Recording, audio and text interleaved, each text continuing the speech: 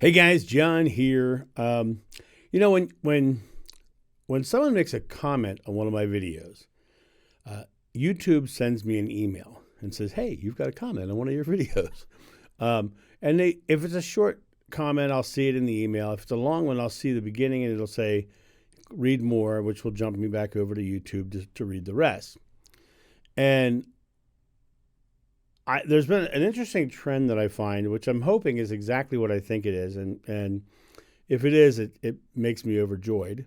Um, so I this morning when I woke up, there was an email that said, "Hey, you've got a comment," and the only part of the comment that I could see was, being the devil's advocate here, you know, if you, I really couldn't see much more because the email didn't show me. So I was like, well, I definitely want to see that. So I clicked on it, and the comment was gone. It was no longer on the video. It had been obviously deleted.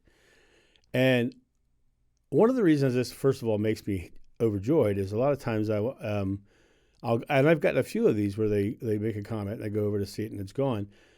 And I'm hoping this is my true desire, is that the person saw what they were writing and realized what they were thinking and deleted it because, well, they understood why, or they got the answer they were looking for in the writing of the actual comment itself. Oftentimes you can write something out and see the truth of it plain in front of your face, and then you get your own answers. And automatic writing is a great thing for getting information out as well. So, I mean, when I do my private sessions, I automatic write before the session because to me that's one of the ways that I get real serious information. So, I really am hoping that. But now let's get into the real reason why I wanted to do this video. Are you a devil's advocate? What is a devil's advocate? Devil. You all know what I think about the devil. I don't believe in a devil in any way, shape, or form. Advocate. Someone who stands up for the devil. Someone who stands up for. That's what an advocate is. That's what the word advocate means. Someone who stands in support of the devil. Devil's advocate. But what does it really mean? To be a devil's advocate means you're looking at the negative aspect or the opposite aspect in a way. So you can be looking at the opposite aspect in a positive light. If they're saying something that you think is harmful or dangerous and you want to be the advocate for the positive, that's another thing. Then you're heaven's advocate, right? But the concept of using the term devil's advocate is you're actually, that whole concept of being a devil's advocate is focused on conflict. It's focused on the idea that I'm going to say the opposite of you, so that must be bad because that's the devil part of it. The belief that saying the opposite you're trying to avoid the conflict by saying I'm a devil's advocate. And the interesting thing is, when you're dealing with somebody else who doesn't believe the same thing as you or doesn't feel the same way as you, it's really important that you respect their beliefs, whether you agree with them or not, because it's their beliefs. They're the one who's creating their experience, and so you have to look at the experiences. I respect your beliefs, but I just can't believe that because it doesn't fit with what I believe. And when you look at the idea of being a devil's advocate, that as I said, that's focused on conflict, focused on peaceful resolution, focused on constructive conversation, focused on a joyful outcome, rather than focusing on the conflict of it. Being a devil's advocate, the word devil, we all, the words we use are important, number one, but number two, the meaning behind words and our personal meaning behind words has meaning as well.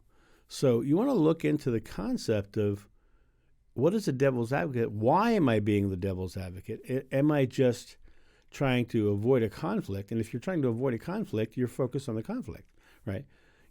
First of all, positively reinforce the person. I respect your beliefs.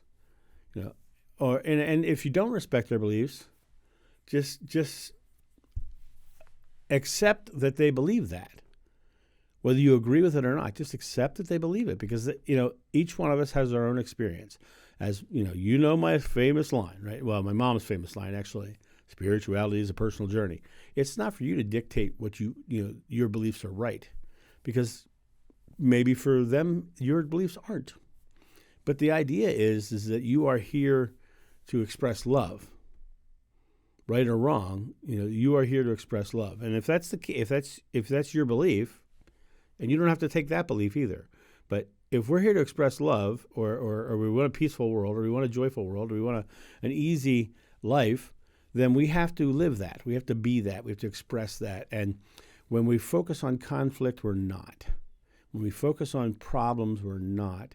So when someone says something that I can't agree with, I'll say, oh, that's interesting. This is what I believe. Now, the interesting part about delivering it that way is all I'm doing is non-confrontationally saying, well, that's interesting. I believe this, but I'm not asking them to do anything. I'm not trying to sway them. I'm just telling them what I believe. And then when they come back, if they want to try to sway me, I'll say, yeah, no, I respect your beliefs. And the respect isn't saying I believe it.